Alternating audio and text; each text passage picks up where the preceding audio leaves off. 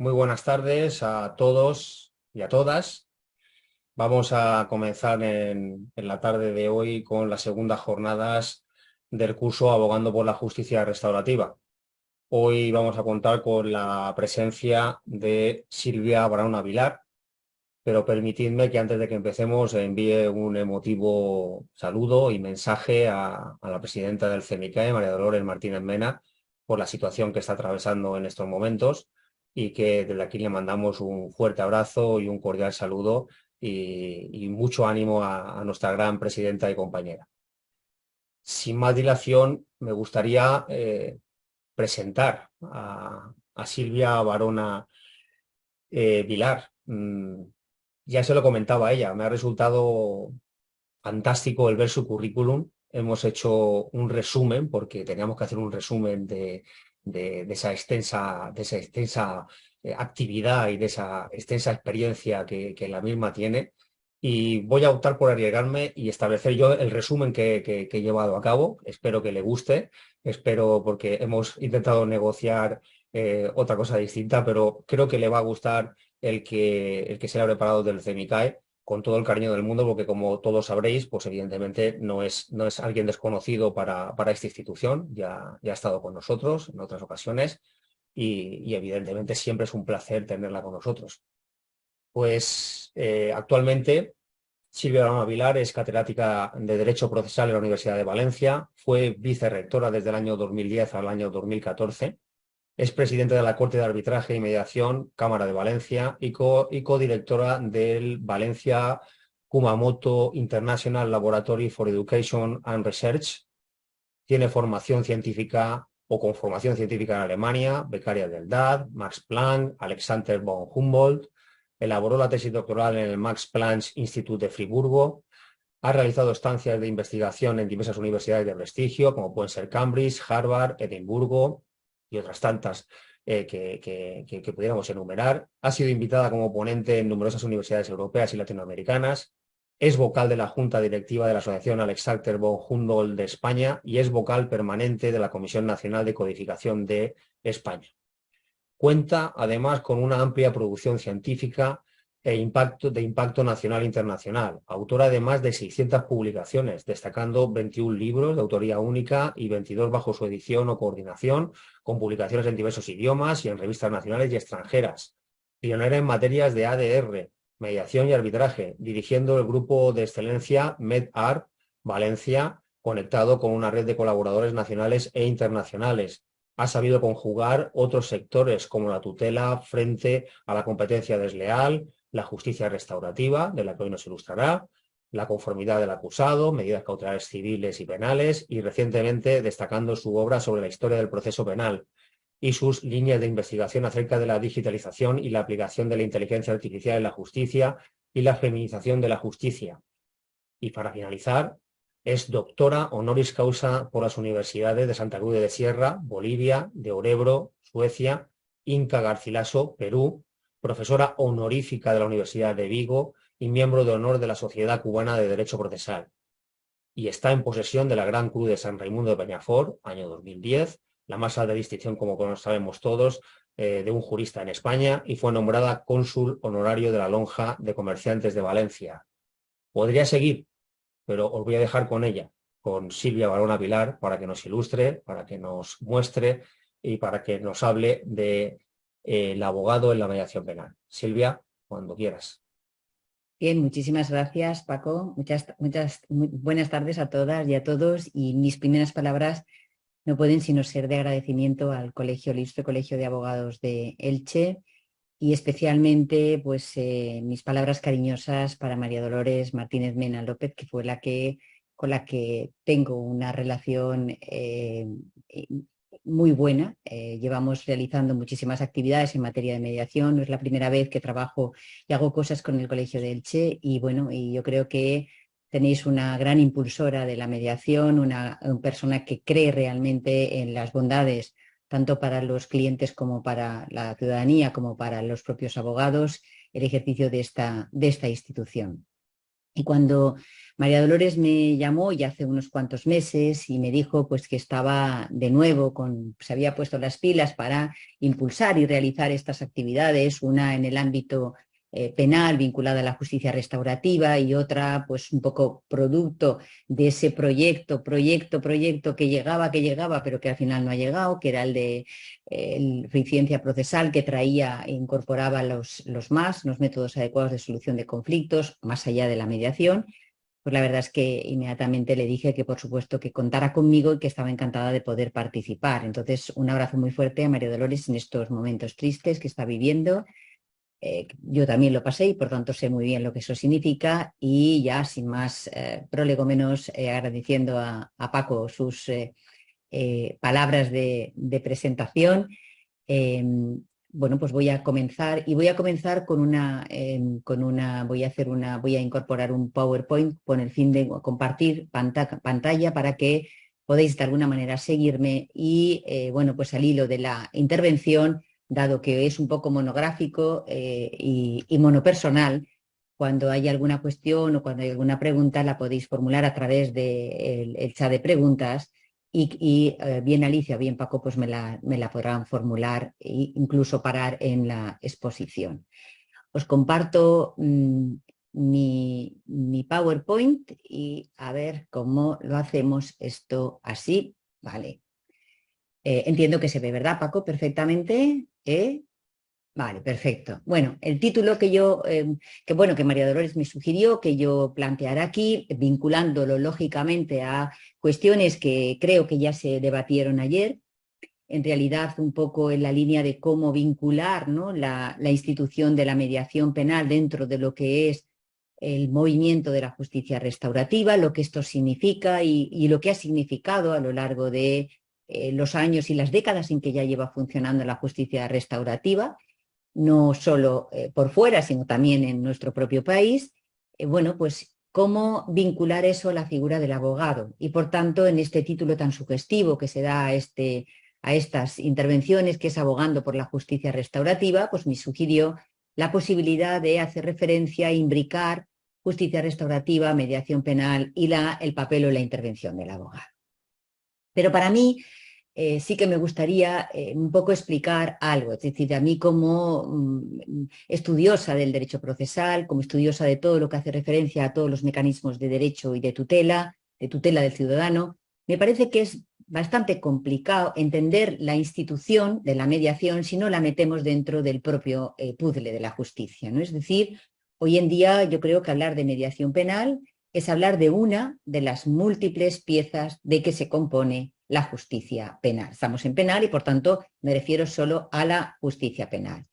¿Por qué? Pues porque, en realidad, para poder entender qué es esto de la justicia restaurativa, cómo hemos llegado hasta aquí, es interesante saber y conocer un poco en qué momento está en la actualidad el modelo de justicia penal que tenemos, ¿no? Es muy difícil decir que tenemos en España, porque en realidad el que tenemos en España está dentro de un área geográfica como es la Unión Europea, que originariamente, como todos sabemos, tenía un origen más bien económico, pero que cada vez más, también sabemos, ha ido incursionando desarrollando numerosos instrumentos europeos que van y que están influyendo e incidiendo en nuestras reformas procesales, también las procesales penales, ¿no? ¿De qué forma podríamos decir entonces que en este entorno global se ha incidido en la justicia penal, de dónde venimos, dónde estamos, hacia dónde vamos? ¿Cuál es el papel que tiene el abogado en este modelo de justicia penal y qué espacio es el que vamos a dedicar o dedicamos a la mediación? Yo no descubro nada si digo aquello de que la justicia penal está en un periodo de mudanzas. Yo diría que siempre ha estado en un periodo de mudanzas, pero quizás en estos momentos que vivimos, esas mudanzas van con trenes de alta velocidad. Antes nos manejábamos con camiones que permitían parar, reflexionar, tomarse un café, darle una vuelta a las cosas, pero vivimos en la era de la rapidez, de la inmediatez, de la aceleración en todos los ámbitos de nuestra vida. Y también nos estamos encontrando con que el legislador en muchas ocasiones ha legislado un poco a golpe de velocidad, a golpe de alta velocidad, sin parar a considerar que de alguna manera hay determinadas cuestiones que deberían de ser un poco más maduradas antes de ser objeto de reforma.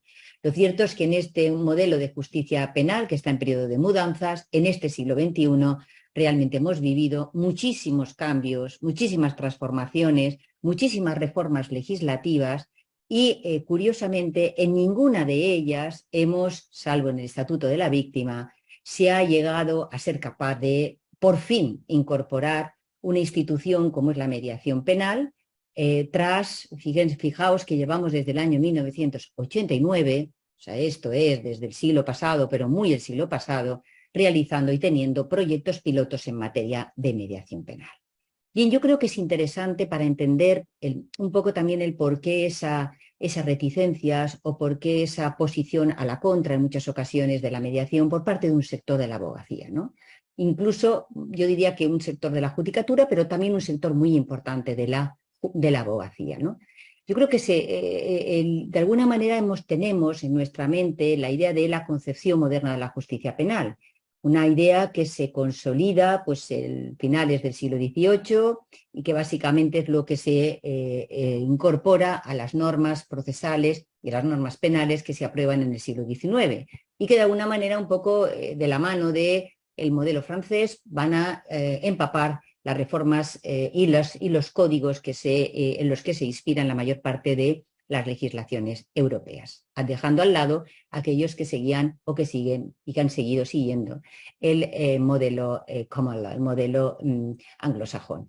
Bien, entonces, en ese modelo originario, en ese modelo que podíamos llamar que es el de la justicia penal liberal que nos ha acompañado varios siglos, ahí surge o emerge en el momento en el que el Estado empieza a tener el concepto de Estado moderno, como política, como Estado, como entidad política, como estructura organizativa y, por supuesto, también como director de, podríamos decir, de todas las políticas, también las políticas penales y las políticas procesales penales, que se van a ir consagrando a partir de este momento.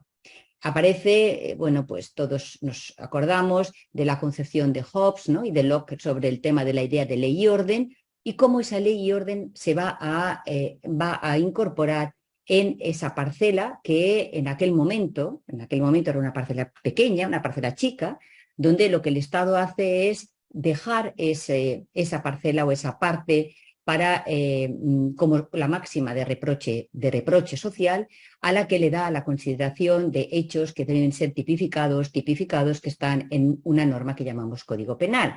Esa parcelita pequeñita requería de un modelo garantista, de un modelo que permitiera el ejercicio de ese ius puniendi por parte del Estado. Y ese modelo que se configura, como digo, en el siglo XIX fundamentalmente, es el proceso penal. Es cierto que en ese momento el proceso penal es o supone el equilibrio en el famoso contrato social que se diseña en el periodo liberal, ¿no? Se diseña sobre la base de dos pilares, que son la seguridad y la libertad. La seguridad, defensa de los intereses públicos, el control del crimen, la sociedad, es lo que prima, la libertad, que sería la otra parte del equilibrio, que serían los ciudadanos, las personas. Y el respeto de los derechos de esas personas, la defensa, la tutela judicial efectiva, la libertad de esas personas, son los que de alguna manera van a equilibrar en lo que luego vino a conformarse como el proceso debido, como el due process, con el proceso con todas las garantías. Por tanto, esa concepción que se pergeña en el siglo XIX es lo que luego se consagra en las constituciones modernas del siglo XX, entre ellas la nuestra, donde aparece el derecho de los ciudadanos a la tutela judicial efectiva a través del proceso. Por tanto, esa idea de proceso que tenía o que tuvo en su momento una funcionalidad o un ejercicio de represión, de venganza social, deja de ser tal para convertirse en un instrumento de garantías del ciudadano, de garantías de ese equilibrio entre la seguridad y la libertad de la ciudadanía, entre la sociedad y la ciudadanía. ¿Pero qué es lo que ha pasado en el siglo XXI? Pues ha pasado que hay un nuevo paisaje en materia de justicia penal. Y sobre todo, fijémonos que lo que se ha producido es, después de un modelo de Estado social, de derecho en la segunda mitad del siglo XX, de pronto globalización, caída de fronteras, emigración, movimientos sociales, digamos, crisis económicas, se ha producido toda una serie de circunstancias que han provocado una reprogramación del modelo penal del estado del bienestar. Y sobre todo lo que han propiciado y propulsado es la búsqueda del control, de la seguridad, hay una percepción del miedo al miedo, ¿no? Entonces, todo esto ha traído consigo toda una serie de consecuencias que todos los que nos movemos y conocemos bien el mundo procesal penal sabemos. ¿Qué es lo que ha sucedido? Hay realmente una verdadera populismo punitivo. Lo importante es la fascinación que hay por el derecho penal. Los dirigentes utilizan, digamos, a golpe de código penal, la aplicación de sus políticas, aparece una propulsión de la teoría de la seguridad ciudadana y cada vez más hay más delitos, más penas, más condenas, más sanciones, un código penal cada vez más rollizo y hermoso. Hay menos resocialización, interesa menos aquello de la resocialización del delincuente, interesan menos los derechos del acusado, interesa mucho más los intereses de las víctimas, ese desequilibrio se percibe, se siente mucho más en el siglo XXI y es verdad que a su vez este desequilibrio va a traer consigo y a propugnar o a propulsar el fomento de instrumentos restaurativos, pero que tienen como eje fundamental a la víctima. Con esto se produce un cambio, un viraje que ahora luego explicaré, ¿no? Y además, pues hay toda una serie de medidas que se adoptan. Todos sabemos perfectamente que la tecnología ha cambiado nuestras vidas, también la justicia penal. Y por tanto, en muchas ocasiones, aquellas garantías que suponían, las garantías procesales que suponían la presencia de personas, son sustituidas por controles tecnológicos. Hay cámaras en las calles, en los lugares públicos, y hay una obsesión por la población, por aquello de viva la prevención. Es decir, quiero mucho policía, quiero mucha cámara, quiero mucho control. Y sobre todo quiero mucha política de tolerancia cero, lo cual ha hecho mucho daño, ¿no? Porque ha generado esa polarización entre nosotros y ellos, generando y apareciendo ámbitos como el derecho penal del enemigo, todo el delito de odio que estamos viendo en las redes sociales, el derecho penal de dos, o yo diría que de varias velocidades, etcétera, etcétera, etcétera, ¿no? Pero es verdad que a la vez, paralelamente, la globalización lo que busca es la eficacia y la eficiencia. Y entonces dice, este código gordito, lo único que ha hecho es generar muchos más procesos penales, mucho más papel, mucho más litigios, muchas más causas y mucho más colapso en sede judicial, ¿no? Hace un momento hablábamos precisamente de eso, es decir, esa idea de no se sabe ya si polarización, si descontento generalizado. Lo cierto es que lo único que ha provocado al final es más y más y más y más y más tendencia de las causas penales, las causas en general, pero las causas penales también, y realmente la conversión o los informes que nos dicen coste-beneficio, esto no es rentable, ¿no? Y dentro de esa visión, pues bueno, cada uno en esta vida lo ve de una manera diferente. Yo que soy doña Óptima pienso, bueno, esa visión lo que ha traído consigo es hay que buscar un menos proceso. ¿Y qué es lo que ha hecho el legislador para buscar el menos proceso? Pues el legislador lo que ha hecho para buscar ese menos proceso es adoptar toda una serie de medidas, ¿no? Hemos visto cómo se han legislado abreviando los procedimientos. Hemos visto cómo los procedimientos han ido acortando los plazos, ¿no? Y hemos visto cómo aquel proceso ordinario por delitos graves, que era el que existía como ordinario, ha quedado relegado a poquito.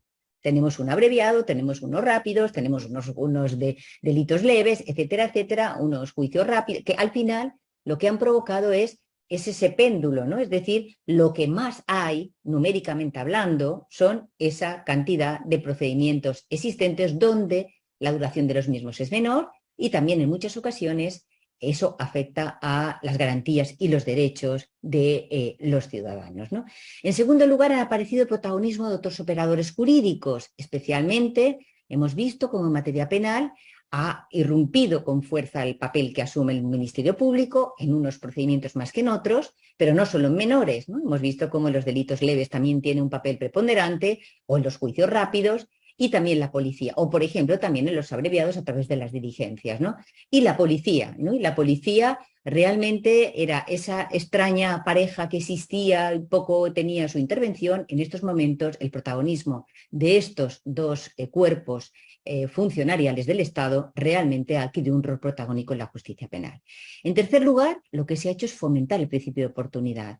Un proceso que se basaba en ese siglo XVIII y XIX, por eso he querido traerlo y he dicho al principio, que se basaba en el principio de necesidad y de legalidad al 100%, ha abierto la puerta a los pactos, a los acuerdos, a las conformidades. Cada vez hay más, hay determinados hechos delictivos con penas que llevan y que superan los 9 años de prisión y, sin embargo, se someten a conformidades a pesar de los límites legales y que pueden dar lugar pues, a un acortamiento del proceso, a un archivo, a un sobreseimiento o a una sentencia de conformidad. Son lo que otros países denominan los procedimientos de abreviación o las salidas del proceso penal, porque son salidas, no son salidas por la puerta directa, sino por algunas de las ramas que ofrece el ordenamiento jurídico. Y en cuarto lugar, hemos visto cómo se ha producido un fomento de los acuerdos restaurativos, de la mediación, el modelo restaurativo que se ha integrado no como algo alternativo al modelo preventivo y retributivo, sino que se ha integrado en el mismo. De manera que hemos visto cómo se han aprobado algunas normas, entre ellas el Estatuto de la Víctima en el año 2015, donde lo que se habla ya y se ha consolidado es algo que ya venía, que supongo que ayer se habló, que ya venía de alguna manera trabajándose, yo diría que trabajándolo por algunos de los que nos metimos en este sector de la justicia restaurativa por verdadera convicción. En mi caso fue por verdadera convicción, porque yo veía que realmente, como luego diré, es una bocanada de aire fresco dentro de un modelo más represivo, ¿no? Y que ofrece la puerta al cumplimiento de la triple función del modelo penal, es decir,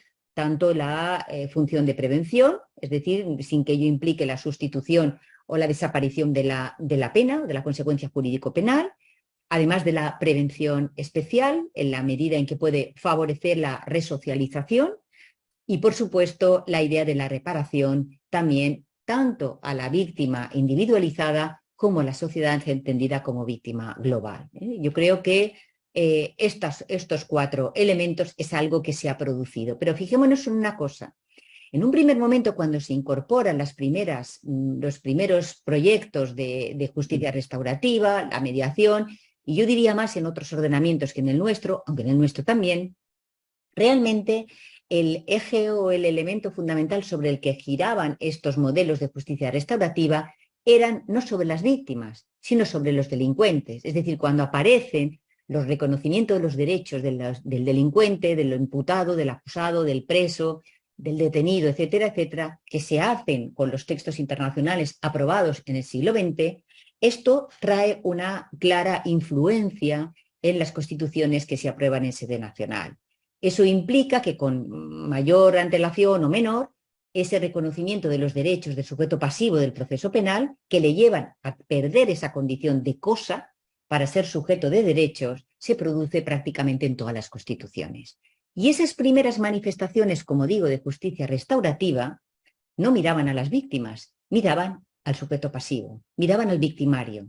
¿Por qué? Porque en realidad no se había regulado el concepto de reparación, no se sabía muy bien, pero lo que sí que se tenía en aquel momento originario era la idea de que si reparaba el delincuente o el victimario, presunto victimario, evidentemente eso podía repercutir en una atenuación de la pena, ¿no? El 21.5 del Código Penal iba en ese sentido, ¿no? Y un poco pues se entendía que con ese modelo restaurativo, sobre todo lo que se estaba fomentando era la resocialización del delincuente. Esa era una idea que jugó muy fuerte en el siglo XX y que influyó en estos primeros modelos de justicia restaurativa que se nucleaban fundamentalmente sobre la importancia que estos modelos podían tener en la recuperación social del delincuente, del victimario, ¿no? Y el periodo siguiente, en gran medida a finales del siglo XX, principio del siglo XXI, se produce, sin embargo, un viraje, ¿no? Es decir, no es que se abandone y que pase a ser cosa de nuevo el victimario, pero sí que hay toda una serie de movimientos, los comunitaristas, la victimología, el feminismo, los movimientos abolicionistas, especialmente en los países nórdicos, donde lo que de alguna manera hay es una necesidad de preocuparse por las víctimas, las grandes olvidadas del derecho penal y del proceso penal. En ese modelo del siglo XVIII y XIX, donde el Estado era el que asumía ese rol de control, las víctimas no estaban ni tampoco se entendía que debían estar. Con el paso del tiempo, y probablemente por un cambio también de percepción de la concepción social, y probablemente también de ese contrato social, ¿no? que se aboga y se habla de la necesidad de cambiarlo, lo que se produce es una importancia, una necesidad de hacer más visibles a las víctimas, ¿no? Es decir, no dejarles que sean testigos o darles la opción solo de que puedan ser acusadores particulares, sino además hacerlas visibles. Y de hecho, muchas de las últimas reformas lo que han hecho es darle de forma con flash, ¿no?, una mayor intervención a las víctimas en algunos ámbitos del modelo procesal penal. Quizás si se hubiera aprobado el proyecto de ley de enjuiciamiento criminal del 2020, hubiéramos visto esto que estoy diciendo con mucha mayor profusión, porque ahí sí que se introducía realmente el consentimiento de la víctima para determinadas actuaciones, ¿no? Y además, el siglo XXI especialmente, pues nos ha dado de sí un cambio, también un cambio de percepción del concepto de víctima. Ya no pensamos solo en la víctima persona física, que es objeto de robo o es objeto de lesiones o es objeto de violación, sino víctimas a las que se le da la consideración de especialmente vulnerables, lo que significa que esa vulnerabilidad va a generar una suerte de tutela privilegiada en ciertos casos en algunas de las medidas que se incorporan en su tratamiento. Yo creo que aquí los textos internacionales han sido muy interesantes. Hay la 14ª Cumbre Iberoamericana de Justicia que se reunió y aprobó las reglas de Brasilia. Precisamente hablaba de esa necesidad de dar una especial tutela a las personas vulnerables y, curiosamente, entre otras, además de incorporar o clasificar quienes podían entenderse como vulnerables, hacía referencia a la necesidad de darles a cada una el trato que de alguna manera fuera más conveniente, haciendo referencia a la incorporación de estos cauces distintos del proceso que pudieran ayudar un poco a resolver los conflictos más en sede privada y a la vez ser tutelados en sede penal de forma adecuada a su condición de vulnerabilidad. Entendida vulnerabilidad no solamente como persona individual, sino también como colectivos de vulnerabilidad, ¿no? Y aparece además, bueno, pues como aparecen todos estos delitos de peligro, producto de lo que comentaba anteriormente, aparecen nuevas nociones, que son las víctimas sociales, las víctimas colectivas y a la vez las asociaciones de víctimas. Es decir, hay todo un juego y una serie de movimientos que van a traer consigo la emergencia de las víctimas en todos los ámbitos, en el ámbito social o de asociacionismo, en el ámbito también de requerir tutela específica y tutelas especiales y respuestas del ordenamiento jurídico ante las mismas.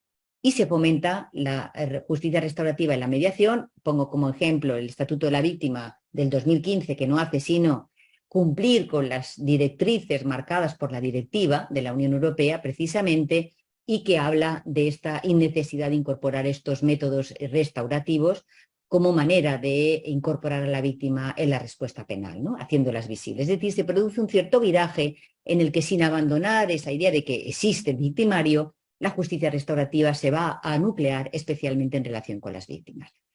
Esa emergencia de las víctimas, desde mi punto de vista, lo que ha hecho es abrir la necesidad de una mayor intervención de la abogacía en la justicia penal. Es decir, el abogado ya no solamente va a ser abogado de victimarios, ya no va a ser abogado de sujetos acusados, sospechosos, sino que también empieza a tener un rol importante y protagónico cuando se habla de la necesidad de asesoramiento a las víctimas, ¿no?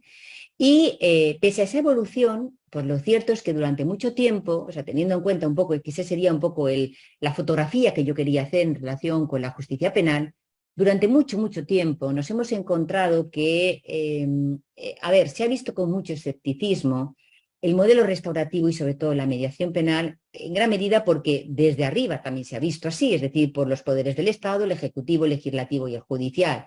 Y además la abogacía tampoco ha sido muy proactiva, muy defensora de la mediación penal durante mucho tiempo. Me refiero con carácter general, ¿no? Es decir, hemos encontrado esa percepción de escepticismo, de mirarlo con reojo las posibilidades de la mediación penal en un modelo en que ya lo conocíamos. Era un modelo en el que esto implicaba romper esquemas, implicaba apertura de puertas que estaban cerradas, implicaba tener que estudiar y además tener que saber cómo se iba a actuar en este modelo que es bien diferente del propio proceso penal. ¿Cierto? Entonces, ¿por qué, como digo, existía ese escepticismo? Yo creo, vamos a ver, yo reflexionando un poco, aquí he puesto algunas de las ideas que me parece a mí que generaban ese escepticismo por la mediación penal. En primer lugar, como digo, esto suponía una ruptura respecto a los parámetros de lo que era la justicia penal paradigmática, esa que no sabíamos desde el siglo XX, ¿no? Que venía de antaño, pero que nosotros nos habían enseñado. La posible existencia de la comisión de un hecho delictivo implicaba sí o sí necesariamente la existencia de un proceso penal. Proceso penal, por tanto, ni mediación, ni mediadores, ni nada que se le pareciera. El único medio que podía servir para hacer justicia, instrumento, era el proceso penal. Ese es el planteamiento, es un planteamiento que obviamente respondía claramente a unos fundamentos muy claros de la justicia liberal que provenía básicamente del 19 y del 20, ¿no? En segundo lugar, se consideraba como una suerte de privatización de la justicia. Incluso ha habido algún autor, cuando estuve en Alemania trabajando sobre estos temas de mediación penal, pues me sorprendió observar que algunos hablaban de que esto era la sombra del derecho. Es decir, estar a la sombra del derecho significa que está uno por la puerta detrás y sin posibilidades un poco de que esto se haga, sino un poco por detrás el intentar llegar a acuerdos, intentar llegar a pactos sin aplicar lo que sería digamos, la respuesta general y global que el ordenamiento jurídico nos ofrece, ¿no? En tercer lugar, se alegaba que vulneraba la presunción de inocencia, porque desde el momento que una persona se quiere sentar en mediación, estaba reconociendo la comisión de un hecho delictivo. Esto claramente ha venido claramente a ser cuestionado y a ser respondido, porque la idea de derivar a mediación, sentarse en mediación, y esto un abogado de un sospechoso, un acusado o un detenido tiene que saberlo, no implica que altere o afecte la presunción de inocencia, sino que por el contrario lo que supone es la posibilidad de abrir los canales de comunicación y ser escuchado, ¿no? Y esa idea de ser escuchado puede perfectamente ser un ejemplo más o una manera más de cumplir con el ejercicio del derecho de defensa. Y en cuarto lugar, porque la justicia penal, ese era el planteamiento, no debía nuclearse sobre las víctimas. Y eso, de alguna manera, generaba ese escepticismo. Ahora bien, curiosamente, por lo que hemos ido viendo básicamente desde finales de la última década del siglo pasado hasta la actualidad, pues sus 30 y tantos años, ¿no? Nos hemos encontrado con que esto nos ha dejado indiferentes. O lo odiamos o lo queremos. Aquello del término medio en tema de justicia restaurativa y mediación penal no lo hemos percibido, ¿no? Había los grandes detractores porque consideraban que esto, pues de alguna manera, no respondía a este sistema, al sistema de justicia penal que debía de aplicarse el Código Penal, la ley CRIM, menores, legislación penitenciaria y nada más. Y aquellos defensores que veían realmente la mirada restaurativa, ¿no? Una mirada en la que en determinados casos, en determinados supuestos, con determinadas víctimas, con determinados victimarios, es posible que esta justicia restaurativa suponga, como tantas veces he dicho yo, quien me ha sabido escuchar, que me ha escuchado, una bocanada de aire fresco, porque en el fondo al final puede llevar a implementar o implicar una mediación transformativa como estilo de vida y a la vez puede servir al propio sistema penal en su conjunto. Es decir, yo creo que incluso puede llevar a replantearnos un poco todas estas falencias, ¿no?, que tiene la justicia penal y que yo creo que en los últimos años había una voluntad política de incorporarla dentro del propio modelo. Pero pese a todo, nadie puede decir que no hemos convivido con la mediación, todo lo contrario. Como decía al principio, desde el año 1989 hubo un juez, un magistrado de instrucción de Valencia, que era Francisco de Jorge, que él fue el primero, el pionero que puso en marcha un proyecto de mediación penal en la fase de instrucción y a partir de ese momento yo diría que no ha cesado. Es decir, prácticamente en casi todos los lugares de la geografía nacional, bien en juzgados de instrucción, bien con jueces de lo penal, bien con, incluso con audiencias, incluso con convenios con universidades, institutos de criminología, colegios de abogados, etcétera.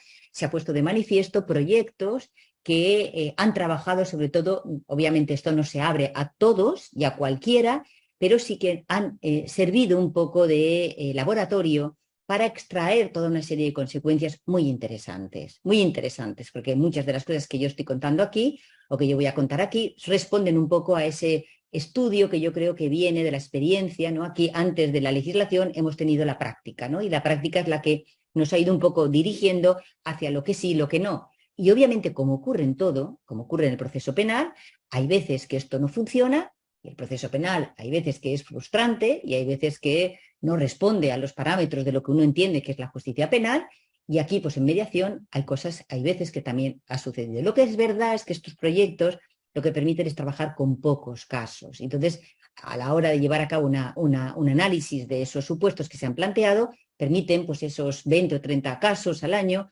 permiten arrojar una serie de resultados de interés que el legislador o los prelegisladores han ido observando y decidiendo lo que me gusta y lo que no me gusta de aquellas propuestas que se hacen por aquellos jueces que han sabido impulsar estos proyectos de mediación, ¿no? Pero yo creo que cada vez más en este ámbito se necesita la complicidad del abogado, con esta mirada restaurativa y con la mediación penal, sobre todo pensando en aquellos casos en los que bueno, pues haya una derivación a mediación para saber, porque lo primero que el cliente va a hacer es decirle, ¿y ahora qué hago? Es decir, ¿qué hacemos? El abogado es el que de alguna manera tendrá que trabajar junto con el presunto autor del hecho o con la presunta víctima, ¿verdad? Si vale la pena o no vale la pena sentarse en una mediación penal. ¿Cuál es el papel que ejerce o que desarrolla? Vosotros mejor que yo lo conocéis. Yo aquí he tratado de extraer 7, por aquello de que el 7 me parece que es un número muy bonito, ¿no? Y cuáles son las 7 funciones fundamentales que tiene un abogado en materia de justicia penal. En primer lugar, asesorar, obviamente, en una primera comunicación o contacto con el cliente y para tener en cuenta cuál es la situación real. Pero no solo ese asesoramiento, obviamente, se va a dar a lo largo de todo el proceso como estrategia de defensa. En segundo lugar, acompañamiento, acompañar. Acompañar, veremos que se acompaña también en mediación, por tanto, se acompaña en el proceso, se acompaña en mediación. En tercer lugar, la reunión de todas aquellas pruebas y argumentos que puedan servir como defensa del cliente. En cuarto lugar, vigilar, estar vigilantes para ver y garantizar que no se produzca la vulnerabilidad de los derechos del cliente. En quinto lugar, la actualización de la información a medida que uno va avanzando con el desarrollo de las actuaciones procesales. En sexto lugar, la negociación. Y nadie duda que en estos momentos los abogados son muy proclives en muchas ocasiones a utilizar los pactos y acuerdos con la Fiscalía para llegar a conformidades en el proceso penal, lo que significa que no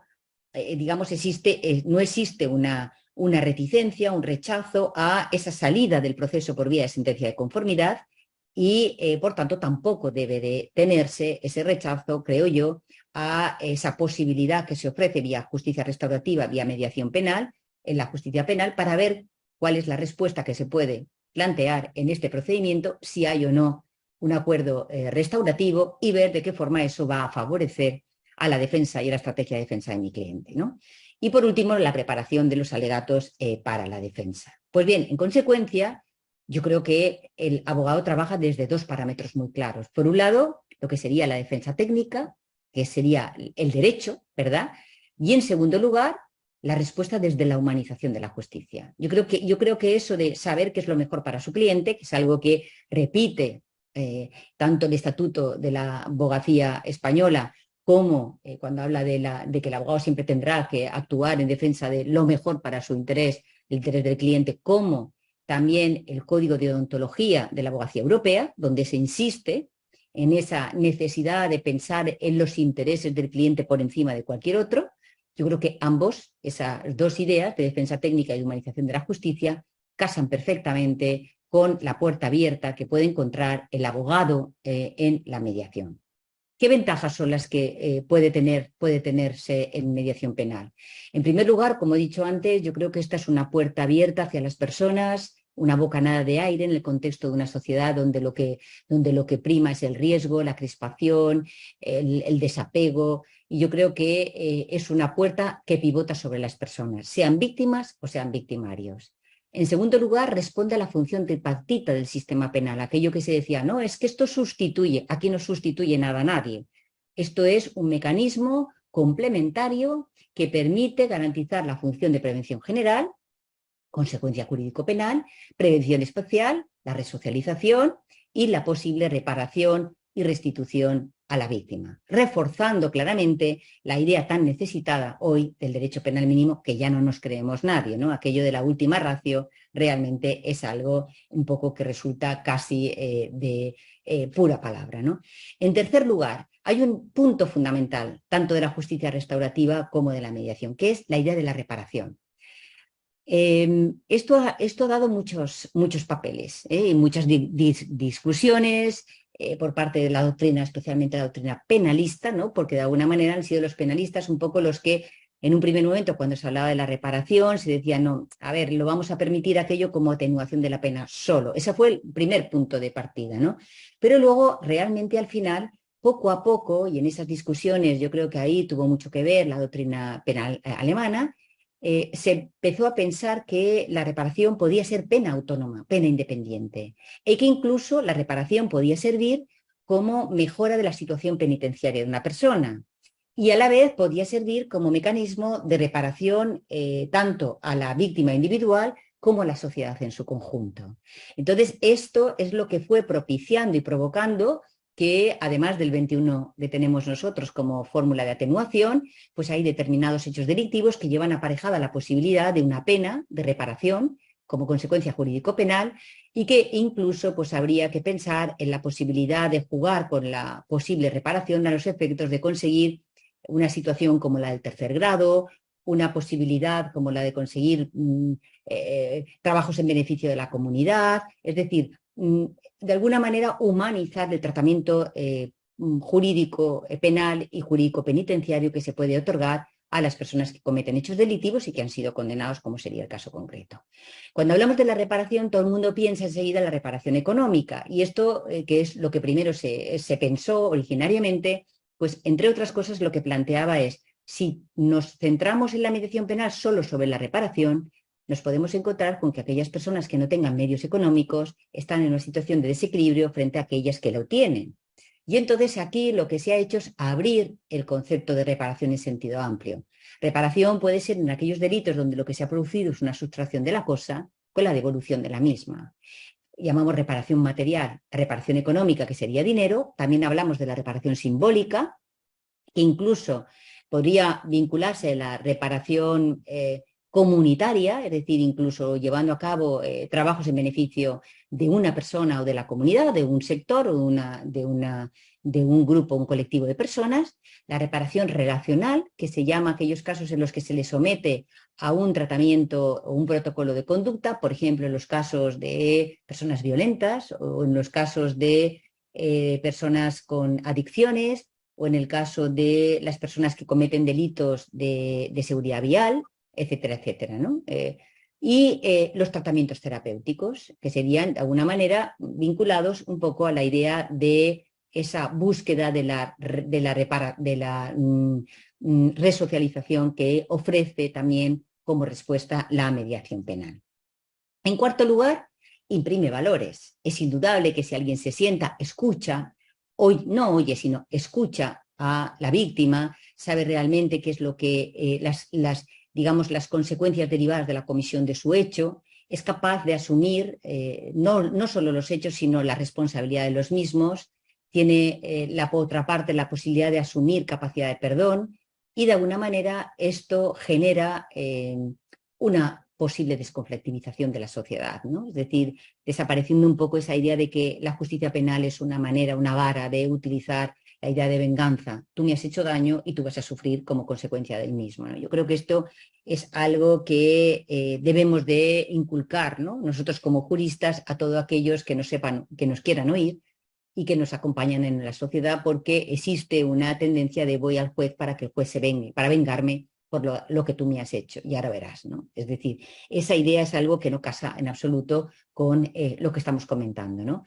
En quinto lugar, hay que tener en cuenta que esto no es un proceso, no es alternativo al proceso penal, sino que es algo que se complementa, es lo que llaman los anglosajones el model of cooperation, es una manera de un modelo de cooperación en el que los jueces trabajarán con el equipo que interviene en el equipo de mediación, con los mediadores, con los psicólogos, con los asistentes sociales, con los abogados, de manera que lo que se pretende es la intervención tripartita de sujetos en aras de la tutela del ciudadano, el de la víctima, el victimario y el mediador.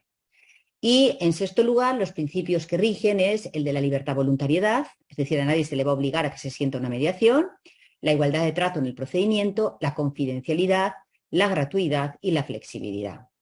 Y obviamente, como última pata, a mí es la que menos me gusta, pensar que la mediación puede ser útil por motivos economicistas, es decir, puede reducir plazos, tiempos y trabajos.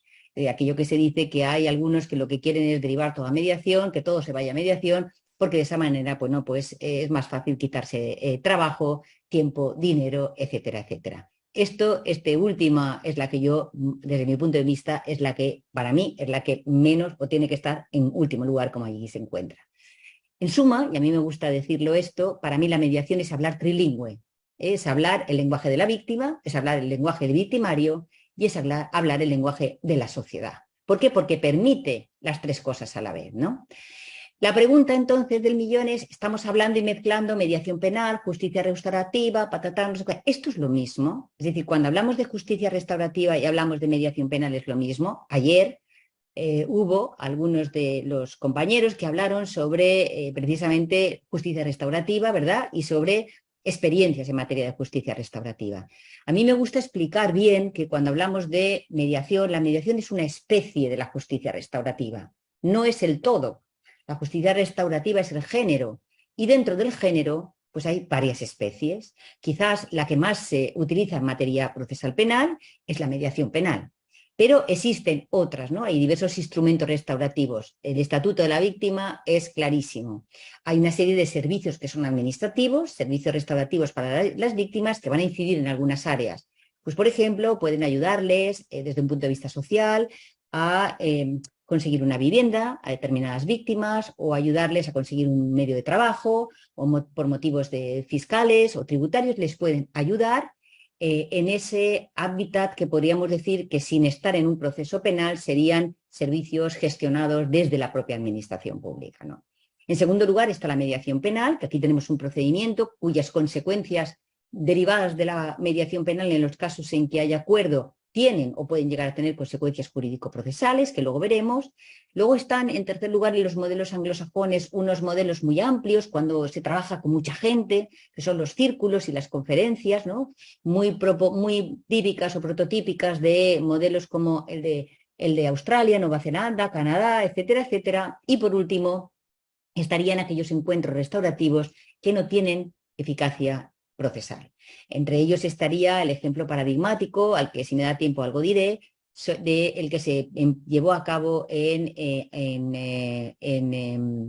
Anclares de Oca, en el establecimiento penitenciario de Anclares de Oca, con los presos, los presos que estaban cumpliendo condena por más de 20 años de la banda terrorista ETA con sus víctimas, ¿no? Y donde en realidad ese encuentro era un encuentro del alma, ¿no? Porque no tenía ningún tipo de repercusión ni en la situación penitenciaria de los mismos, ni tampoco en posibles consecuencias que pudieran derivarse jurídicas, ¿no? Era más bien una necesidad del alma de poderse encontrar con sus víctimas para llevar a cabo esos encuentros, ¿no?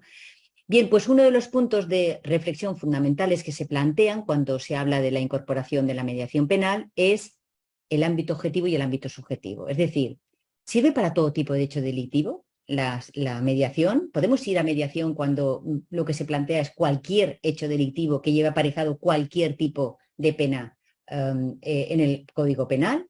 En segundo lugar, ¿para cualquier tipo de víctima o para cualquier tipo de victimario hay límites? ¿Hay restricciones? ¿Hay excepciones? ¿Deberíamos de excluir a algunos de estos victimarios o algunas víctimas?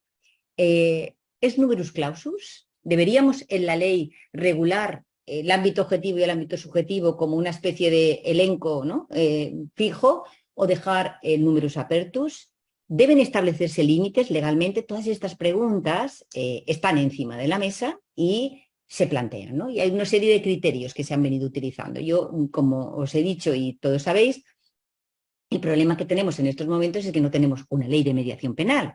Es que tampoco tenemos una ley CRIM en la que haya una regulación de la mediación penal que nos dé respuesta a esto.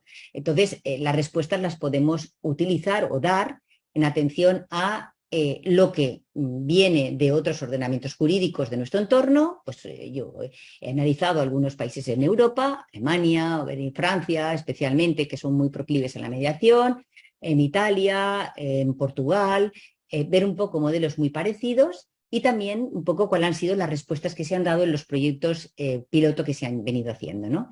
¿Qué criterios se han venido empleando? Pues originariamente siempre cuando uno entra en estos foros siempre está la persona que levanta la mano y dice, para mí solo en los delitos de poca gravedad, ¿no? Ese es un criterio, el criterio de la poca gravedad. También es verdad que cuando las experiencias ya son mayores, uno se da cuenta de que, experiencias de mediación, lógicamente, uno se da cuenta que en ocasiones hay hechos delictivos, hay delitos leves que no sería recomendable la mediación a pesar de la gravedad, de la poca gravedad, de que son bagatelarios, y sin embargo hay otros delitos graves, incluso en algunas ocasiones conozco algún supuesto de un homicidio no intencionado, pero donde el resultado fue fallecimiento de una persona, donde la utilización de la mediación penal fue altamente satisfactoria. ¿Por qué? Pues porque de alguna manera yo creo que es muy importante para la víctima que se queda, que es en este caso los familiares, el conocer un poco determinadas circunstancias en las que se produjo el fallecimiento del familiar y a la vez el victimario darse cuenta de la barbaridad que hizo por beberse varias copas, ir a toda velocidad y saltarse un semáforo en rojo y matar a una muchacha, ¿no? Entonces, hay determinados ejemplos en los que la mediación puede no dar la respuesta de la aplicación del caso concreto de modo irrevocable, aplicando la condena que se establece para el tipo de hecho, pero sí puede de alguna manera utilizar esta mediación como mecanismo para dar una respuesta mucho más satisfactoria a la víctima, al victimario y probablemente también con efectos sobre la sociedad. Eso es indudable, ¿no? Por tanto, el criterio de la levedad o de la gravedad de los hechos es algo que se tiene ahí, que se considera, pero no necesariamente tiene que ser estajanovista, o sea, tiene que ser taxativo. En segundo lugar, hay quienes dicen, o hay algunos ordenamientos que lo que han hecho es establecer una lista de delitos y solo para esos casos, ¿no? Y en tercer lugar, hay otros que lo que han hecho, este es el ejemplo para mí significativo, fue Alemania, que utilizó el criterio 2 solo para determinados delitos expresamente establecidos en la ley, y sin embargo la fuerza de las cosas hizo que al final hubiera que reformar la legislación y ampliar, es decir, determinar que cabe la posibilidad de que no solo, que estos son los más recomendables, pero no solo esto, sino abrir la puerta a que pudieran plantearse la mediación en otros supuestos que no estuvieran expresamente determinados en la legislación. ¿Quién lo determinaría en ese caso? En Alemania la Fiscalía, aquí habría que pensar que podría ser o Fiscalía o el propio juez, ¿no? Y en tercer lugar, hay quien opina, algunos ordenamientos jurídicos que opinan que debería de abrirse la puerta para todos, salvo aquellos que estén expresamente excluidos, con lo cual es mucho más amplio y aquí ya dependerá de quiénes sean los que lleven a cabo la persecución penal, los que determinarán si se deriva o no a mediación penal en atención a las circunstancias que se dan, al tipo de hecho delictivo, al tipo de victimario, al tipo de víctima de que se trata, ¿no? Por tanto, dejarlo un poco a el criterio del propio titular de la persecución penal, ¿no? Es verdad que los resultados, como digo, obtenidos de los distintos proyectos que se han ido dando en nuestro país, pues básicamente a mí me han llevado a observar, y probablemente habrá alguno más, pero observar que hay determinados hechos delictivos que tienen una mayor propensión a ser realmente efectivos, ¿no? O ser más proclives y conseguir acuerdos de mediación penal. Por ejemplo, cuando se trata de delitos de abandono de familia, cuando se trata de delitos, agresiones, amenazas, apropiaciones indebidas, coacciones, daños, delitos de desobediencia, estafas, hurtos, injurias, lesiones, maltrato familiar, quebrantamiento de deberes de custodia o robo con fuerza y robo con violencia e intimidación. Estos son prácticamente unos hechos delictivos que se vienen repitiendo en muchos de estos proyectos que, como digo, se han venido desarrollando en nuestro país desde hace casi 30 años, ¿no? Paralelamente, nosotros en la LECRI hemos tenido siempre un artículo, que es el 804, que habla del delito de calumnias e injurias contra particulares sin publicidad. Es lo que vulgarmente hemos venido denominando como el delito perseguible a instancia de parte, o peligro o delito privado, muy mal llamado como tal, ¿no? Pero a efectos de entendernos, ¿no? Y en ese caso concreto, la ley lo que hace es convertir el proceso penal en el que se ventila un delito de calumnias e injurias contra particulares sin publicidad, lo viene a convertir o le viene a aplicar los mismos principios propios del proceso civil. Es como una isla dentro del sistema procesal penal. De manera que aquí el principio dispositivo, el principio de oportunidad es claro que es patente y es posible, se exige que para poder dar trámite al proceso penal, a la causa penal, es necesario haber intentado la conciliación. Esta conciliación entre querellante u ofendido con el querellado, haber intentado la conciliación sin efecto, el certificado, es un presupuesto de procedibilidad de este procedimiento, ¿vale? La razón de esta configuración, antes había más hechos delictivos, pero hace mucho tiempo que han ido siendo reconducidos y este delito perseguible solo a instancia de parte busca de alguna manera intereses de naturaleza privada, ¿no? Es decir, esos intereses privados son los que llevan a entender la posibilidad de que se pueda llegar a un acuerdo que sería sustitutivo del propio proceso penal, es decir, no habría proceso penal. ¿Significa que en este proceso que se sigue por delitos de calumnia e injuria contra particulares sin publicidad, en el que se exige como presupuesto de procedibilidad la conciliación y no se consigue, no cabría una posible mediación cuando la causa estuviera empezada? Nada dice la ley, lo que significa que habría que pensar en esa posibilidad de mediación incluso cuando la causa estuviera en marcha, bien en la fase de investigación o incluso en la propia fase de juicio oral, ¿no? Y si hubiera acuerdo, pues esto implicaría, estamos ante principios de oportunidad y dispositivo, que terminaría el proceso mediante el acuerdo de las partes. Esto es una isla dentro del propio sistema penal, ¿no? Eso en cuanto al ámbito objetivo. Y el ámbito subjetivo, a ver, aquí también me encuentro que podríamos hacer de avocatus diabolus, ¿no? Hay quien opina que todo esto que aparece aquí, todos aquellos sujetos que aparecen aquí, los reincidentes, los terroristas, aquellos casos en los cuales hay víctimas innominadas, aquellos en que hay pluralidad de víctimas, aquellos en que hay víctimas menores, mayores, discapacitados, enfermos, es decir, víctimas especialmente vulnerables, en el caso de que intervengan personas jurídicas, en el caso de que haya víctimas de delitos sexuales, en el caso de que haya familiares de víctimas de muerte violenta o en casos de violencia de género o violencia intrafamiliar, en todos estos casos no puede haber mediación. Esa sería una posición que mantiene un sector de la doctrina y que dice no. ¿Por qué? Porque se dan una serie de circunstancias que impiden que haya acuerdo, por una razón u otra. En unos casos por la dificultad o imposibilidad de que se sienten en una comunicación. Le hace, por ejemplo, cuando son víctimas colectivas o cuando son personas jurídicas.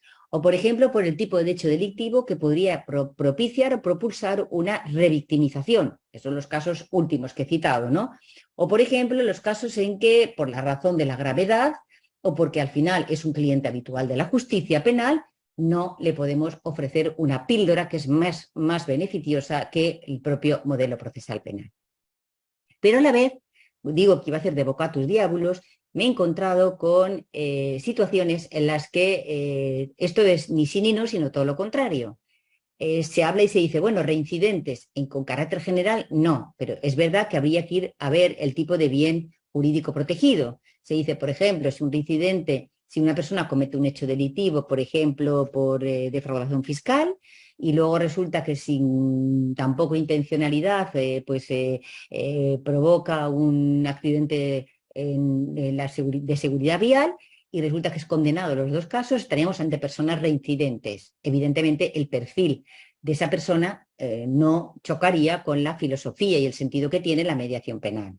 Cuestión distinta es la persona que se dedica a ser un ratero de calle y está constantemente con carteras y entra en la policía y sale al poco tiempo y vuelve otra vez y siempre se sienta en mediación y dice sí, prometo ser bueno. y lo volveré y no lo volveré a hacer, porque en ese caso concreto, en realidad, el modelo no está pensado para este tipo de personas, para las que la resocialización difícilmente, aunque no es imposible, difícilmente podría tener cabida, porque se trata más bien, a lo mejor, de una, digamos, de una respuesta que lo que requiere es otro tipo de soluciones distintas y no precisamente la mediación, o sí. En materia de terrorismo, como decía, el caso de Nanclares de Oca es el que llevó a plantearnos que estos encuentros restaurativos se dieron, ¿verdad? Cuando uno lee bien la mirada, creo que se llamaba la mirada del otro, o alguna cosa así, que fue aquel proyecto que se llevó a cabo a impulso de la Consellería de Interior del Gobierno vasco junto con el Ministerio de Interior español.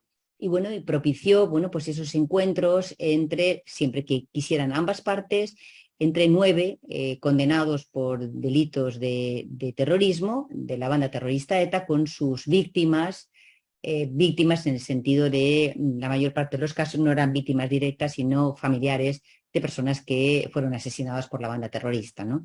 Como decía anteriormente, no es propiamente una mediación. Aquí estamos ante encuentros restaurativos que tienen unas consecuencias no jurídicas, sino unas consecuencias sobre la psique, más que la mente, más que el derecho, ¿no? Pero ahí está, ¿no? En el caso de que hubiera delitos de terrorismo y estuviéramos ante una causa penal, lo veo difícil y bastante poco probable y bastante poco adecuado la utilización de este tipo eh, de, de mediación penal, ¿no? En los otros casos, pues bueno, en el caso de las víctimas son nominadas o víctimas colectivas, para eso tenemos las asociaciones que están tan activas en estos momentos y podrían personarse perfectamente como lo hacen en un proceso penal. O en el caso de la persona jurídica, lo podría hacer perfectamente la persona física que le represente. O en el caso de la pluralidad de víctimas o de victimarios, podrían utilizarse mediaciones, quizás dentro de un poco más del modelo de los círculos o de las conferencias más grandes, donde hubiera la posibilidad de trabajar, y hay mediadores especializados en trabajo con grupales en materia de mediación. Es decir, y luego en materia de personas especialmente vulnerables.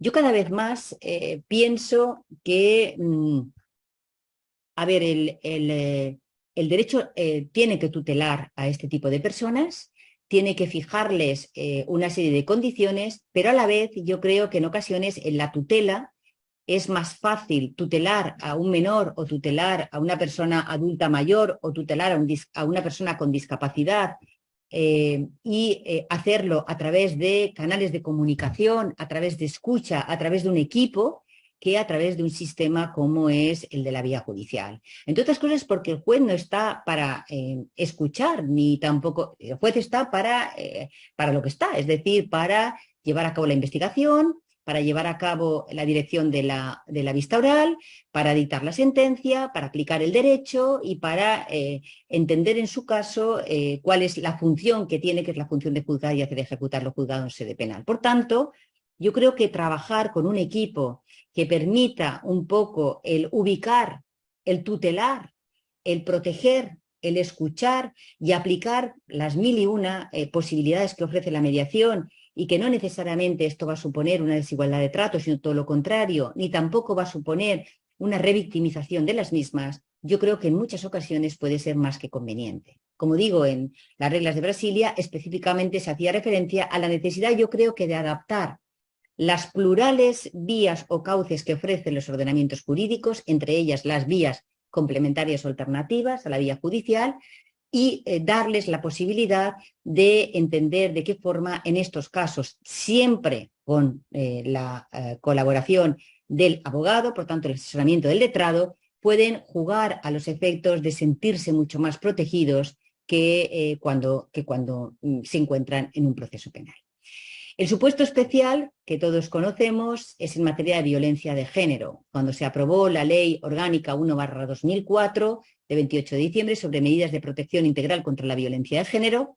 El artículo 44, en su numeral quinto, vetaba la mediación. Eso significó que en un primer momento lo que se dijo es no, en ningún caso va a ser posible que cuando haya una causa sobre una denuncia y una causa de violencia de género abierta, no es posible la mediación entre la víctima y el victimario.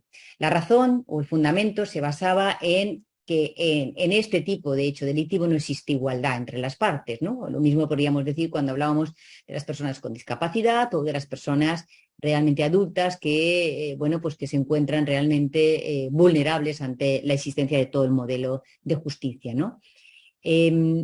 Básicamente, en este caso concreto, estaría como acentuado en aquellos casos en los que hay una dependencia emocional de uno hacia el otro, ¿no? Es cierto que a la vista de algunos casos en los que hemos visto en mediación penal, violencia intrafamiliar, donde también hay muchas situaciones de dependencia económica y emocional, donde hay una situación relacional no solamente esporádica, sino de por vida, y siempre, y además en muchos casos ha dado un fruto positivo, es decir, porque lo que ha permitido es trabajar para que la relación a partir de ese momento pueda cambiar, sobre todo respecto al victimario en relación con la víctima. Bueno, pues siempre que se pueda garantizar ese principio de igualdad, ¿no? Y siempre que concurra la voluntad de la víctima asistida por su letrado, podríamos pensar en esa posibilidad. Obviamente estaríamos orillando la norma, por no decir vulnerando la norma, ¿no? Porque en estos momentos en violencia de género el artículo 44.5 no lo permite. Pero ya hay voces disonantes de este artículo 44.5 y se habla, por ejemplo, se dice, por ejemplo, que en aquellos casos en los que se haya dictado una pena contra el victimario condenado, consistente en la orden de alejamiento, en los supuestos en los que pudiera haber una violencia episódica o una violencia aislada, pero que ha dado lugar a una condena, en esos casos, a petición de la víctima, y obviamente asistida por el letrado, podría pensarse en una posibilidad post-sententiam de acudir a la mediación penal. O, por ejemplo, cuando ha habido una denuncia, esta denuncia no ha prosperado, se archiva, pero las partes voluntariamente deciden acudir a mediación. ¿Por qué? Porque en esta realidad segunda, en realidad, lo que se busca es que haya una mediación de tratamiento, que haya un tratamiento del victimario que reconozca digamos, la violencia que está causando de forma esporádica o de forma duradera a la víctima y que sea capaz de asumir esa violencia y, por supuesto, someterse a un tratamiento para evitar realmente una posible reincidencia en la comisión de esta actividad violenta, ¿no? Y bueno, pues esta sería un poco la perspectiva que se ha planteado y que se ha discutido y que se ha planteado como alguna posible excepcionalidad que podría dar lugar a la posible reforma de este artículo 44.5 de la Ley Orgánica 1/2004 de 28 de diciembre en materia de violencia, sobre medidas en materia de violencia de género. Bien, y ya para ir poco a poco cerrando, nos quedaría el tercero, el ámbito temporal. ¿En qué momento puede plantearse la mediación penal? Podríamos hablar de tres momentos distintos. La mediación penal preprocesal, antes de que empiece el proceso penal, la causa penal, la mediación penal procesal o después de que se haya dictado la sentencia. La primera pregunta es, ¿y cómo es posible, es posible que exista esa preprocesal? ¿Esto significaría que se evitaría el proceso? ¿Significaría que estaríamos ante una alternativa al proceso penal? A ver, para que esto pudiera ocurrir necesitaríamos lo primero una norma que avalara, que habilitara esa posibilidad de la mediación penal preprocesal. Podría entenderse como una suerte de renuncia a la denuncia o a la querella que se hubiera formulado. Hay ejemplos en los que se me ocurre con la regulación que tenemos, el artículo 963 y 964 de la Ley CRIM, cuando habla de los delitos leves, ¿no?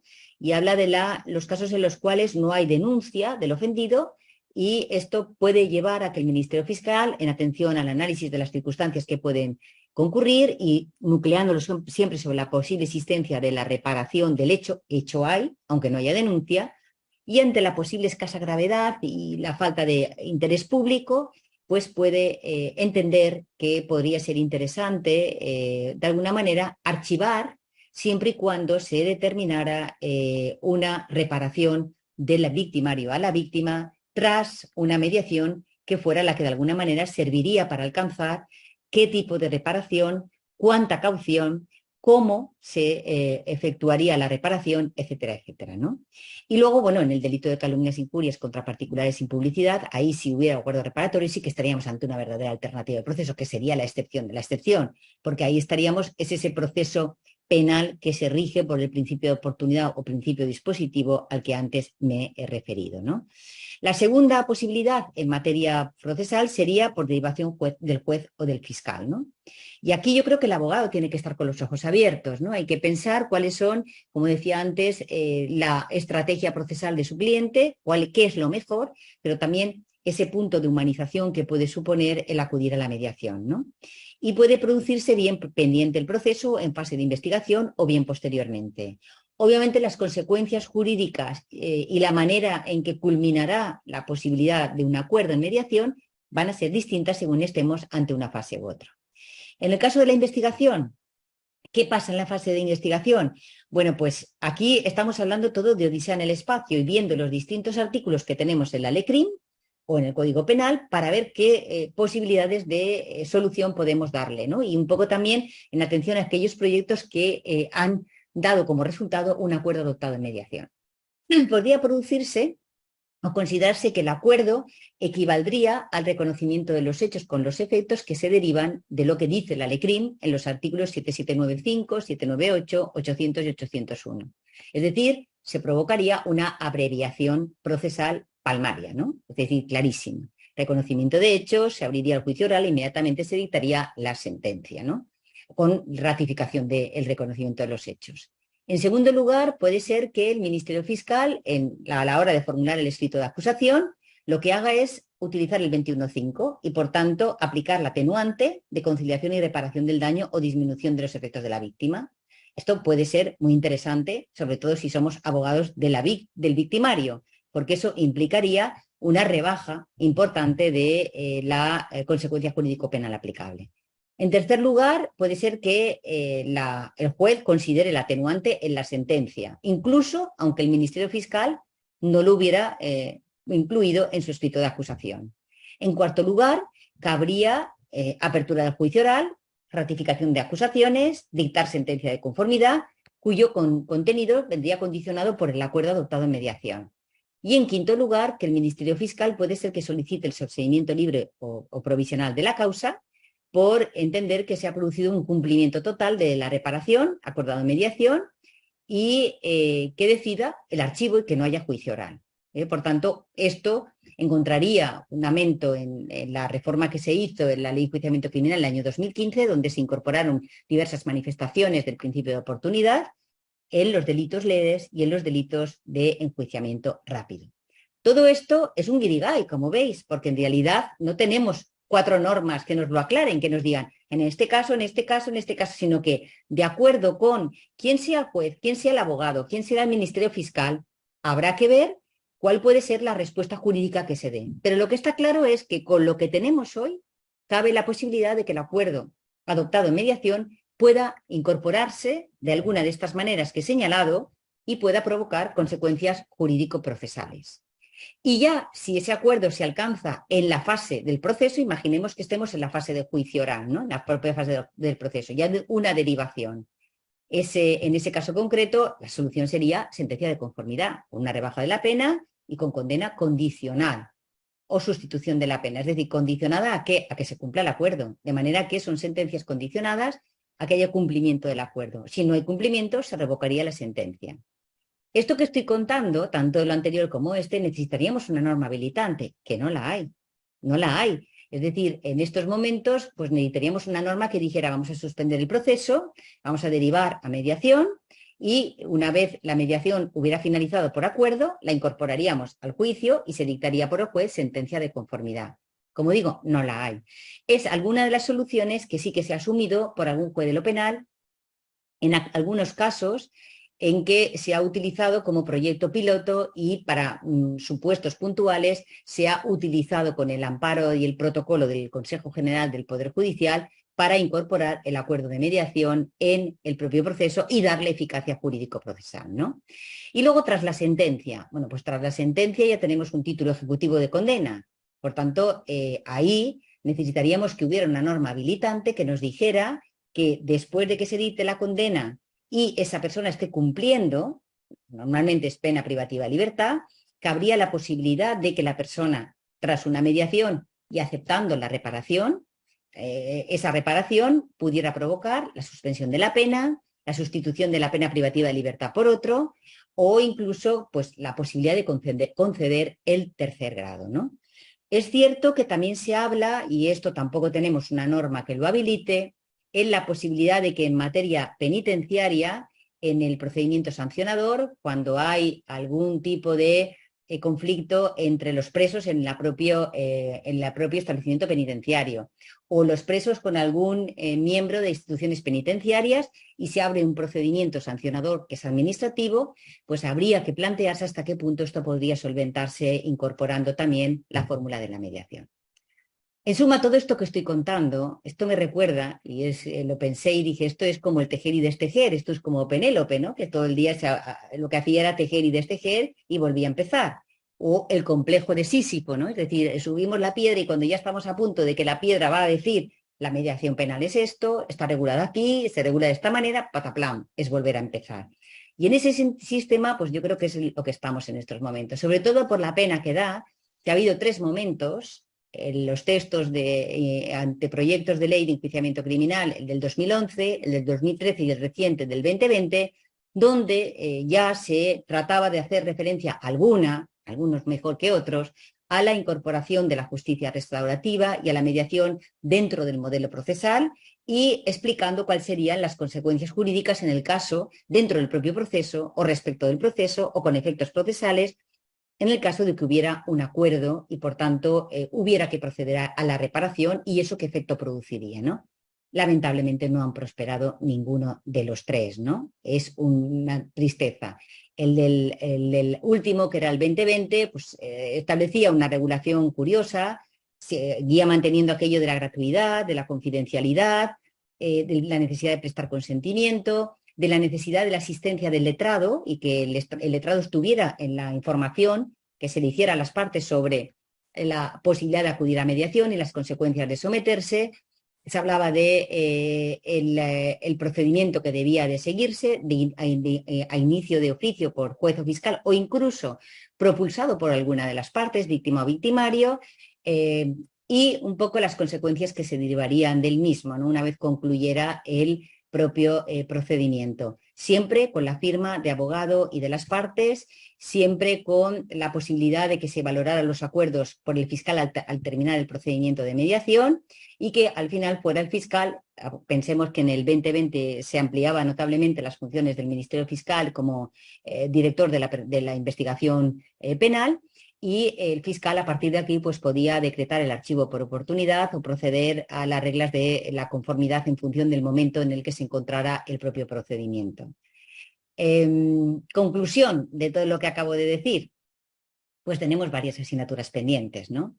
La primera, yo diría que la primera es la necesidad de tener una regulación. Yo creo que incluso, aunque algunos de nosotros hayamos cambiado mentalmente, y pensemos que esto es un magnífico método y un magnífico sistema dentro del modelo de justicia, lo más importante es tener una cobertura jurídica, tener unas disposiciones jurídicas que nos amparen y sepamos si en la ley CRIM, en la legislación penitenciaria, si tenemos una ley de mediación penal, si tenemos un estatuto de mediador penal específico, cuáles serían los límites objetivos si los hay, cuáles serían los límites objetivos si los hay, quién puede ser mediador, cómo integrarla en el proceso, qué efectos produciría, ¿no? Y un poco yo creo que hemos de seguir continuando trabajando con este intento de reforma de la justicia penal o del sistema penal, donde creo que la justicia restaurativa, que ayer visteis y que hoy hemos continuado con el tema de la mediación, es una mirada diversa, es una bocanada de aire en un modelo que realmente es un modelo duro, ¿no? Y sobre todo yo creo que es interesante el pensar que desde luego sin la intervención de la abogacía en este sistema de justicia restaurativa esto no va a funcionar.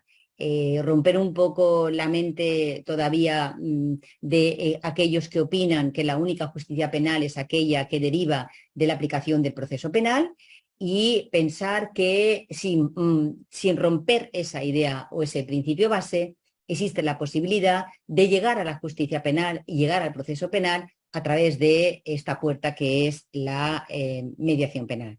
Y sin caer en el absurdo, desde mi punto de vista, que propulsar la justicia restaurativa por motivos economicistas es la maravilla de la ciencia. Nada más. Muchas gracias por vuestra atención y quedo a vuestra disposición para lo que creáis conveniente. Silvia, muchísimas gracias por tu excelente exposición. Si te parece, pasamos a exponer dos preguntas que existen, formuladas por una compañera, Yolanda Lara, que te pregunta: ¿cómo ve la posibilidad de mediación penal en el delito contra la seguridad pública? ¿Sería posible? Y en su caso, si los victimarios son varios, ¿se podría ir a mediación penal con alguno de ellos y otros no? A ver, este es un ejemplo de lo que decían. En la medida en que han ido incorporándose en el Código Penal los llamados delitos de peligro, ¿verdad? Y este es uno de ellos, hemos empezado a crear lo que podríamos llamar las víctimas innominadas. En ocasiones son víctimas colectivas, y están perfectamente determinadas, y en otras son innominadas. Entonces, para los innominadas, en algunos ordenamientos jurídicos donde esto sí que se da, en los delitos de este tipo de naturaleza, son delitos de peligro, se permite la intervención en la mediación de representantes de asociaciones. El modelo anglosajón es muy paradigmático, donde esto se ha visto, y en Alemania he visto algún ejemplo, no muchos, pero alguno, ¿no? A priori, decir que no es factible la mediación porque no hay víctimas determinadas, yo diría no a decir que no. Es decir, diría que yo creo que es posible. ¿Qué pasaría si algunos intervienen y otros no? Vamos a ver, yo creo que aquí estamos ante un modelo de justicia penal, es decir, aquí de lo que se trata es de determinar si se ha cometido el hecho delictivo y si existe la posibilidad, con mediación, de que aquella o aquellas personas que hayan cometido el hecho delictivo sean capaces de sentarse, escuchar, asumir responsabilidades, asumir una reparación que puede ser perfectamente relacional o que puede ser de tratamiento y que no necesariamente tiene que ser una reparación económica. Si por el contrario se trata de víctimas que estén individualizadas, entonces en ese caso sí que la reparación económica que pudiera reclamarse a esas personas individualizadas sí que podría y tendría sentido que estuviera la persona física concreta en el procedimiento de mediación. Pero cuando se trata de este tipo de delitos, la posibilidad de la mediación es factible. Lo que necesitamos es alguien que actúe de víctima. Y ese alguien puede ser una persona física o puede ser un colectivo o puede ser un representante de una asociación. Aparentemente esto es lo que se ha venido resolviendo en algunos sistemas donde se han dado. No es el ejemplo más claro, pero sí que se puede dar. Muy bien, pues al hilo de lo que estamos comentando, me quedo con las siguientes frases o expresiones, si te parece. Creo que son, de alguna manera, el resumen que yo realizo de todo cuanto nos has ilustrado. Reticencias o escepticismo a la mediación penal por una gran parte de la abogacía y parte de la judicatura y de la fiscalía. Ahora diré por qué. Porque los que somos penalistas o los que vamos a los juzgados nos hemos encontrado en numerosas ocasiones con alguno de los problemillas que vamos a hacer o que voy a comentar con posterioridad. Hacer más visibles a las víctimas, sobre todo a las especialmente vulnerables. Bocanada de aire fresco. Humanización de la justicia. El eje es la reparación. El problema es que no hay una ley de mediación penal que delimite el ámbito objetivo y subjetivo, y han habido 3 intentos de introducir la justicia restaurativa que no han prosperado. Hablo por mi experiencia, porque evidentemente como creyente en la mediación, pues en bastantes ocasiones, cada vez menos, pues he intentado, fuera de lo que le llaman las conformidades, el de plantear al fiscal o el plantear al juzgado alguna posible solución. Recuerdo que hace un tiempo esto era como hablar en chino, sobre todo cuando se lo comentabas al fiscal, con todos los respetos hacia la fiscalía, pero evidentemente cuando proponías o cuando manifestabas que había habido una mediación, por ejemplo, y una reparación del daño porque había habido una lesión deportiva, que había excedido el límite porque había una lesión dentro del campo, por ejemplo, me remito a este ejemplo, pues poco más o menos sirvió como que de nada. Es decir, de nuevo volvieron a coger el carro de la máquina de escribir, que la pusieron al principio, bueno, pero tú qué buscas, ¿una conformidad? Digo, no es que busco una conformidad, lo que le estoy informando es que la víctima y el victimario han llegado a un acuerdo, se han pedido perdón por el delito cometido, ha habido una restauración tanto personal como económica y evidentemente vengo aquí a manifestarle, a plantearle no solamente esto, sino el escrito y el documento por medio del cual han firmado las partes que se sometieron a una mediación con unos compañeros y lo venimos a plasmar al juzgado para que se adopten las medidas pertinentes. Pues bueno, acabó conformidad. Simple, pura y dura, no se detuvo más. Aparte de otros ejemplos que creo que los compañeros que están escuchando, pues lógicamente habrán tenido, si llevan temas de carácter penal, en el que evidentemente la conformidad se confunde con lo que no es. Es decir, conformidad no es mediación, conformidad no es restauración. Y eso es con lo que nos encontramos a día en los juzgados. Es decir, yo personalmente me encuentro con reticencias bastante importantes y en todo tipo de delitos, porque evidentemente tratar o manifestar en violencia, yo en violencia de género creo que hay posibilidades inmensas, según los casos y según las circunstancias, de poder actuar. En cualquiera de las tres fases de que hemos hablado, en cualquiera de las tres fases, tanto en investigación como en la procesal, como sobre todo, como en la fase de ejecución cuando hay una sentencia. Ahí es donde hay un foco muy importante porque evidentemente la gran mayoría de las ocasiones las sentencias no satisfacen a nadie, sobre todo a la víctima, que evidentemente, me remito a la frase que tenemos aquí, ha sido invisible en el procedimiento. Y sí, bueno, pues ha tenido, gracias a Dios o gracias al avance, pues ahora tenemos una serie de apoyos a través de los psicólogos, a través de ciertas instituciones que evidentemente pues han arropado, yo diría que un poquito más a la víctima y en función también de cómo sean los casos, del caso concreto, pero ahí se ha quedado, ya no ha avanzado más. Es decir, y posiblemente, a pesar de que esté prohibida legalmente y sabemos que es un veto que ya está establecido, pues se ha de avanzar en ese sentido y en este como en cualquier delito, porque hay delitos como los de tráfico que son para mí un foco de cultivo, un caldo de cultivo muy importante, porque las víctimas de tráfico en este país, que son muy abundantes, evidentemente reciben la indemnización por parte de las compañías aseguradoras que no suplen nada, sobre todo cuando ha habido víctimas mortales. Y sobre todo cuando han habido víctimas con amputaciones y con lesiones muy elevadas, en las que evidentemente por mucho que te paguen 1 millón, 2 millones, etcétera, pues evidentemente o te traten con palabras como a los allegados, bueno, a los allegados. Muchas veces cuando le explicas al cliente es que tú eres un allegado para la ley, o tú eres una allegada, o usted es una allegada para la ley, no lo entienden. O sea, no lo entienden. Y la pregunta básica es, y bueno, ¿y con el señor que ha provocado el accidente qué va a ocurrir? ¿Qué va a pasar? Son diserciones que evidentemente creo que todos los que estamos hemos llegado en alguna ocasión, sobre todo cuando nos hemos enfrentado. También, por ejemplo, hay un tema, delitos de violencia sexual, muy importantes también. Nunca hay una reparación para la víctima efectiva y eficiente, porque efectivamente no hay posteriormente un trabajo en el que la víctima pueda llegar a comprender. Evidentemente, cada caso tendrá sus particularidades, pero posiblemente haya muchos casos en los que efectivamente esa intervención o esa mediación, esa justicia restaurativa, esa restauración, pues evidentemente vaya colmando o copando ciertos ámbitos que evidentemente a esa víctima y sobre todo al victimario. Porque, por ejemplo, en violencia de género, los programas de resocialización, los cursos de educación, habría que hacer una estadística que nunca tenemos o que nunca hacen visible de cuántos de estos señores, de cuántos de estos víctimas, de estas, digamos, condenados, vuelven a delinquir.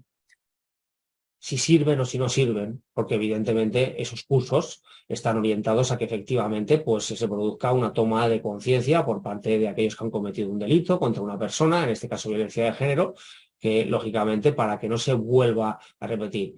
No tenemos estadísticas, pero bueno, yo creo que si esas estadísticas se mostraran, revelaría de manera clara digamos, la poca solvencia que tienen. Yo, por ejemplo, podría hablar de casos particulares aquí en el despacho de reincidencia, que no han servido para nada. ¿Sería factible que en esos cursos formativos se pudiera introducir esa mediación, ese entrar en algo más, en tocar esa fibra para que efectivamente no se vuelvan a cometer los delitos y sobre todo no que no se vuelvan a cometer, sino que efectivamente pues haya un perdón y haya, digamos, una restauración? Yo, sinceramente, creo que sí. Con respecto a la reticencia, pues bueno, pues como yo estoy acostumbrado a meterme en charcos, pues evidentemente pues me sigo metiendo en los mismos. Efectivamente, hay reticencias muy importantes de los tres poderes, porque evidentemente nosotros los letrados tenemos poder. Nosotros los abogados tenemos poder en todos los aspectos y sentidos. Y no voy a considerar que todos los casos son iguales, pero evidentemente, como todo, no todos los casos son iguales, no todos los casos no deberían no someterse a mediación penal, como no todos los casos podrían someterse a mediación penal. Eso es así, pero evidentemente los casos que sí que fueran es una buena solución. Y hay evidentemente hay una concepción, hay una ideación de que efectivamente quita trabajo o de que, bueno, que estamos, pues eso, vulnerando los derechos del justiciable, etcétera, cosa que evidentemente entiendo que, o no comparto, porque en el proyecto piloto que se inició en Elche, empezamos con delitos leves, pues como ayer recordó María José Boix, más del 50% se llegó a acuerdos, pero no a acuerdos, no, a acuerdos con una restauración, con un acuerdo restaurativo y que fueron cumplidos. Bueno, algo es algo. Es decir, si ese germen está ahí y se comenzó, es porque efectivamente funciona. No quiere decir, que muchas veces nos basamos simplemente en las estadísticas. Las estadísticas son una parte, es decir, hay que empezar. Hay que empezar a todos los niveles, en ese sentido. Y también hay una gran reticencia por parte de, yo diría que de una gran parte de la judicatura y de una gran parte de la fiscalía, unos por desconocimiento, la gran mayoría, y otros porque evidentemente cuando lo conocen, pues bueno, pues están educados procesal y penalmente de una manera o de una forma y evidentemente pues es muy difícil de modificar, aunque tenemos grandes y loables excepciones, que son las que están llevando esto hacia adelante. Eh, Esas son mis reflexiones que quería compartir contigo, Silvia, porque yo creo que los profesionales que estáis empujando de manera total y absoluta, de manera invisible, porque muchas veces de una forma invisible, estos cursos pues, y estas jornadas dan un cierto tanto de visibilidad. Yo estoy viendo ahora a los participantes y recuerdo cuando empezábamos con los temas de la mediación y a lo mejor éramos 20 o 30.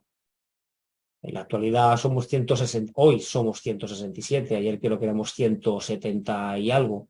Es decir, está creciendo, vamos a decir, la expectativa o la expectación en nuestro gremio que son los letrados, por esta posibilidad.